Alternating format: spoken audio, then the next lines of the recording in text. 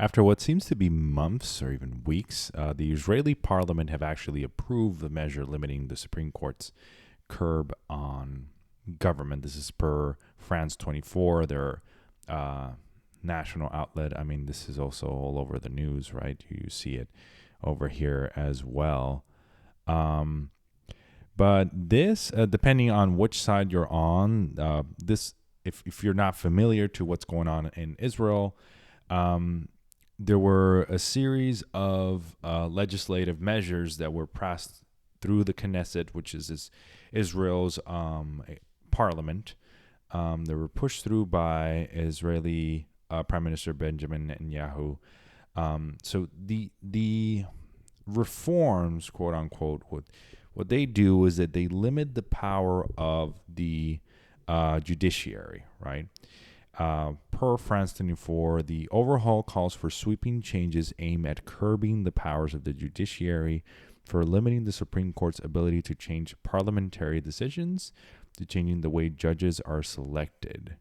Netanyahu and his allies say the changes are needed to curb the power of unelected judges.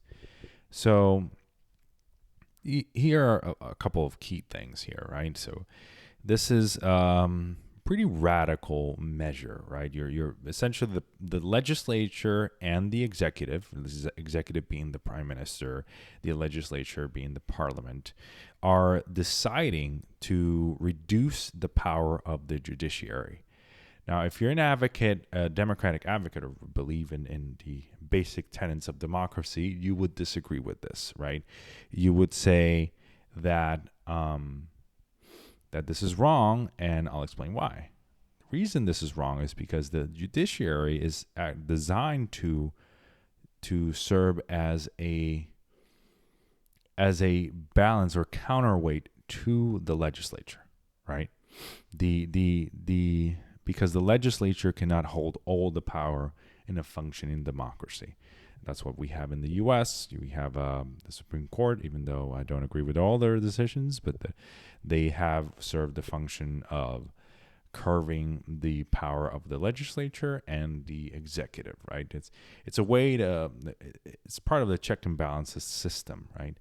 In the Israeli case, you're seeing that now the balance is not there. It's not there. Definitely not there, because you are now really reducing the power of the judiciary to a point where now they will not be able to, they will be severely hampered in their ability to curtail the measures that are passed in the legislature. So, for instance, like if the parliament controlled by Benjamin Netanyahu could wanted to, I don't know, maybe they wanted to pass a measure that would eliminate, amend the Constitution to eliminate freedom of association or the right to protest, right?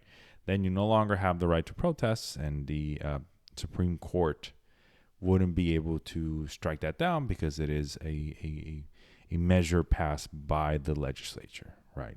I'm giving you a wild example, right? But that's a big reason why this is bad. And it's shown on the street. There's been weeks and weeks of protests on the streets of Israel, right? Protest rage as Israel passes contested curbs on some Supreme Court powers.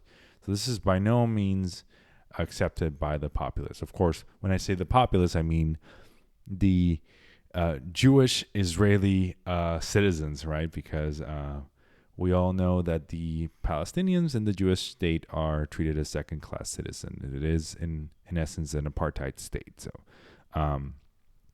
there's a bit of a gotcha situation, right? When the rights of everyday Israeli Jewish citizens, right, are curtailed, then you see massive protests. If Palestinian citizens' rights are curtailed, you don't see those massive protests. But this is, in my opinion, a very bad set of events happening in Israel that could set up for a much more authoritarian government structure in Israel. And it's no surprise, right? Because Benjamin Netanyahu was in legal trouble for quite a while. That's why he lost the last election, but now he's in power again and is looking to curtail. He's essentially trying to get out of jail. But thank you so much for watching. Please leave a like, subscribe to the channel, share this video with your friends, and I'll see you guys on the next one. Bye-bye.